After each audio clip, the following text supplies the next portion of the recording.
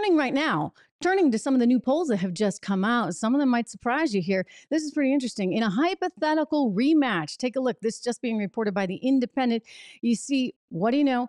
Trump and Biden neck and neck, 43% each. So this is going to be really, really scary for the Democrats. I mean, like really scary. And not just the Democrats. I mean, there are plenty of people really that do not want to see Trump succeed, do not want to have him in office again. And so, yeah, there's a lot of incentive for a lot of people to be very involved. That's not the only poll I want to tell you about. There's another one that came out from Emerson College, which suggests, ooh, not only are they neck and neck, but actually there's like a point and a half edge going to Donald Trump right now. How can that be? I mean, they keep indicting him, indicting him. They're going to indict him again. There's talk of a fourth indictment coming his way, and they've stacked the field with loads of other candidates, but none of them really seem to be able to connect. They're out in Iowa. Some of them are in New Hampshire as well, but they're out in Iowa.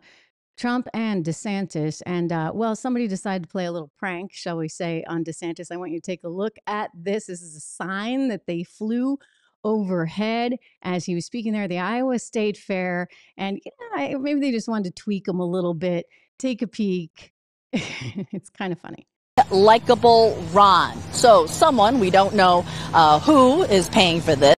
Okay, be likable, Ron.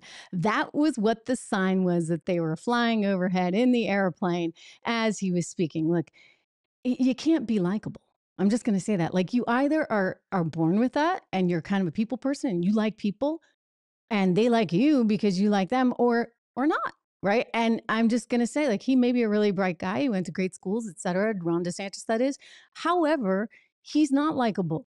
And I think that is probably because he himself doesn't really like people. And I say this, he came on my show at Fox, and I remember being on set with him and trying to talk. Like, usually guests would talk to you during the commercial break, right? And you'd have a nice exchange and there'd be a nice rapport.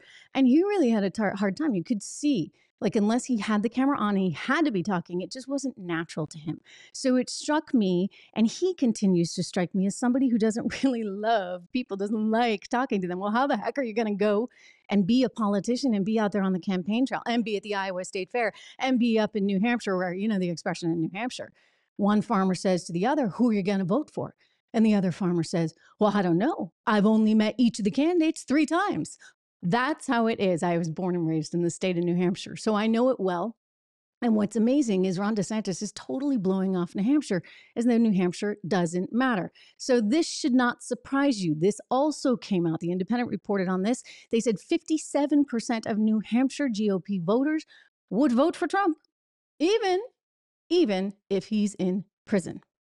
The majority of Republicans, of course, as we see from all of this polling data, say that they want Trump to be the nominee. But the New Hampshire one kind of strikes me as pretty interesting because, again, you know, born and raised, former Miss New Hampshire, I can tell you a lot about the live free or die state.